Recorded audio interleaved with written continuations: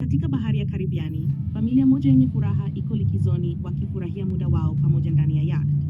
Mama, Julia, anaruka ndani ya maji ili kuogelea na anapojaribu kupumzika, anahisi kitu cha ajabu. Hata hivyo, haoni chochote kinachomzunguka, hivyo anajilaumu kuwa ni mawazo yake tu. Sekunde chache baadaye, hisia ile ya ajabu inarudi tena. Bado haoni chochote, lakini hali hiyo inamfanya aanze kuwa na wasiwasi, hivyo anaamua kuogelea kurudi kwenye yacht. Ghafla, kitu kinaanza kumvuta mguuni, naye anaanza kupiga kelele kwa hofu akiomba msaada. Binti yake, Cassie, hawezi kumsikia kwa sababu amevaa headphones. Wakati Tom na mtoto wao Ben wakiwa bize wakivua samaki. Julia anaendelea kupambana ili asizame na kupiga kelele kunazidi kuwa kugumu kwa sababu maji yanaingia mdomoni mwake. Muda mfupi baadaye, Tom anatambua kuwa hajamuona Julia kwa muda, hivyo anaanza kuitafuta yacht zima hadi hatimaye anamuona mke wake akiwa hatarini. Baada ya kuwachukua watoto, Tom anaendesha yacht karibu zaidi na Julia kisha anaruka majini. Anamfikia haraka mke wake, anamkumbatia ili kumshikilia juu ya maji, kisha anaogelea naye kurudi kwenye yacht na watoto wanawasaidia kupanda ndani. Familia inamfariji Julia ambaye hajui kilichotokea na analaumu mkondo wa maji. Usiku huo, familia inasherehekea siku ya kuzaliwa ya Ben kwa zawadi na keki. Cassie anapigiwa simu na mpenzi wake, hivyo anatoka nje akiwa na laptop ili kuzungumza kwa faragha.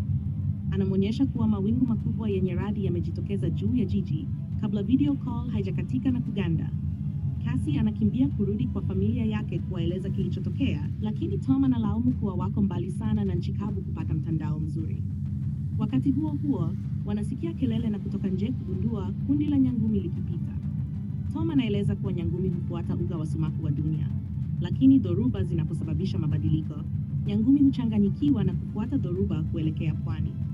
Ghafla, yacht inatikisika, jambo linalomfanya Tom kuwa na wasiwasi kwa kuna kitu kimeharibu yacht. Hivyo anaamua kuzama ili kukagua. Baada ya sekunde chache za kutafuta, Tom anarejea juu ya maji akiwa na jeraha begani. Julia anamshona jeraha hilo, huku Tom akieleza kuwa alihisi kitu nyuma yake, na alipogeuka alikatwa na propeller. Kitu chochote kilichokuwa kinaogelea karibu naye kilikuwa kikubwa sana, lakini hakuweza kukiona. Alichoweza kuona ni uharibifu mkubwa kwenye yacht, hivyo wanahitaji kuondoka. Familia inatoka nje, lakini kwa mshangao mkubwa wanagundua kuwa bahari zote duniani zimepotea, na sasa yacht imekwama juu ya ardhi. Wakilitazama jangwa kwa mshangao, familia inajaribu kufikiria cha kufanya. Cassie anatafuta mtandao lakini hapati chochote, huku Ben akicheza na kaa wawili waliokufa. Tom anakagua dira na kugundua kuwa ncha za sumaku zimebadilishwa. Mara ya mwisho jambo hili kutokea ilikuwa zaidi ya miaka 700 iliyopita. Cassie anapata mshtuko wa kihisia anapogundua kuwa mpenzi wake huenda amekufa. Anakimbia kujificha na hata kumsukuma mama yake anapojaribu kumfariji.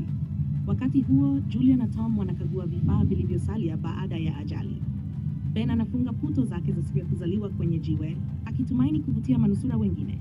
Tom anajaribu redio tena na anawasiliana na mwanaume aitwaye Now, nahodha wa manowari.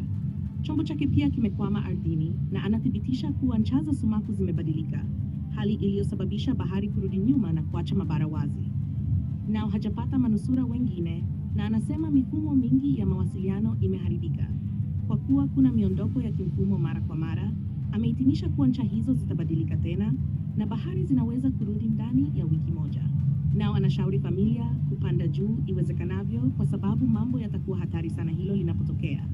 Mshirika wake alikufa wakati wa ajali na manowari ina nafasi ya watu watatu tu.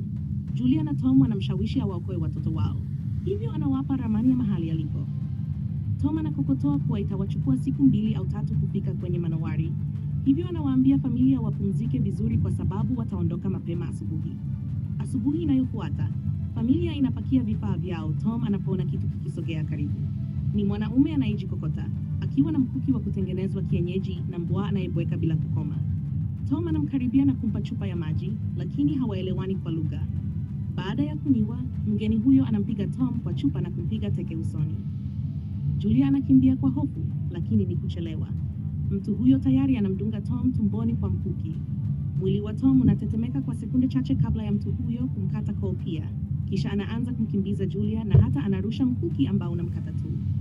Hilo halimzui Julia kukimbilia yacht, kuwafikia watoto wake na kuwaambia wajifiche huku akifunga milango. Ndugu hao wanaingia ndani ya sofa na Julia anawapa bunduki ya miale ya ishara kabla ya kuchukua kisu na kujificha bafuni. Mtu huyo anapiga mlango hadi anaweza kuufungua na kuingia kwa nguvu. Anachukua chakula na kuanza kuchunguza yacht. Hatimaye anaelekea bafuni. Julia anaweza kumkwepa kwa kupanda kupitia tundu ukutani. Mtu huyo anaangalia nje lakini hamuoni, ila Julia anapojaribu kuondoka kimya kimya, mbwa anaanza kumbwekea. Ghafla, mbwa anamrukia Julia na kumwangusha chini, hali inayomlazimu Julia kumuua kwa kisu. Mgeni anasikia mbwa akilia na anatoka nje, anakuta mwili wake.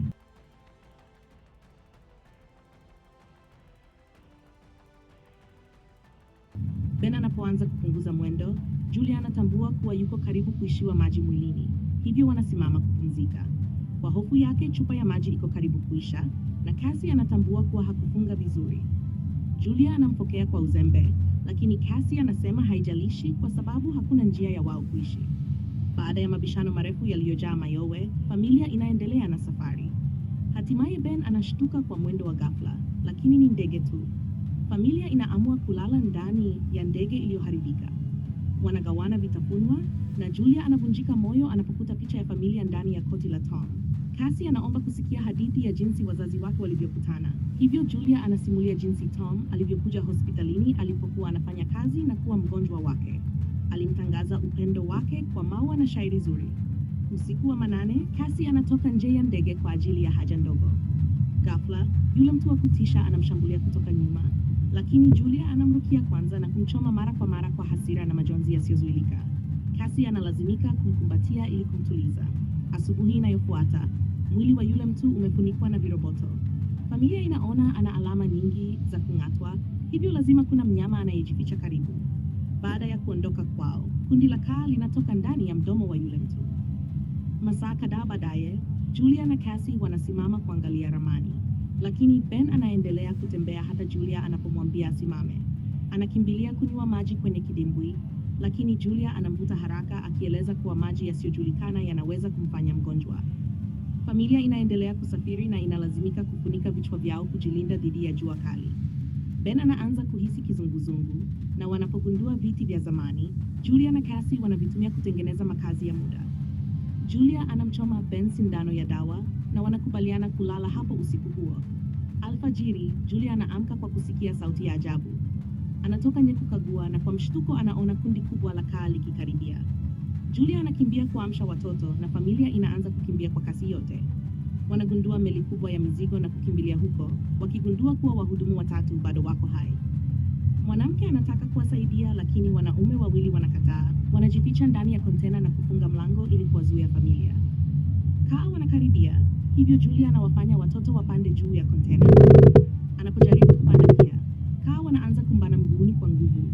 Watoto wanalazimika kumsaidia mama yao kabla hajavutwa chini.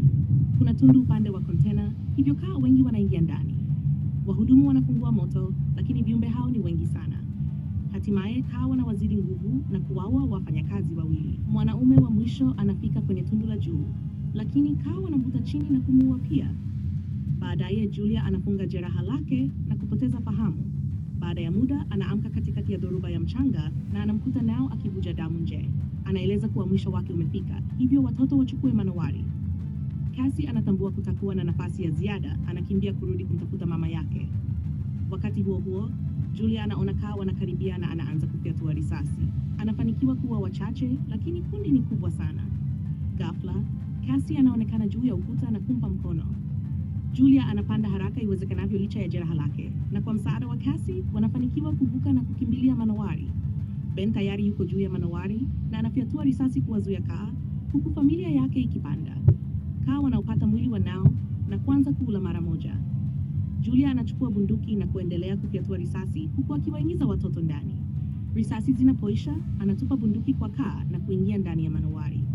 Familia inahakikisha mlango umefungwa vizuri na wanatazama kaa wakizunguka manowari kupitia madirisha.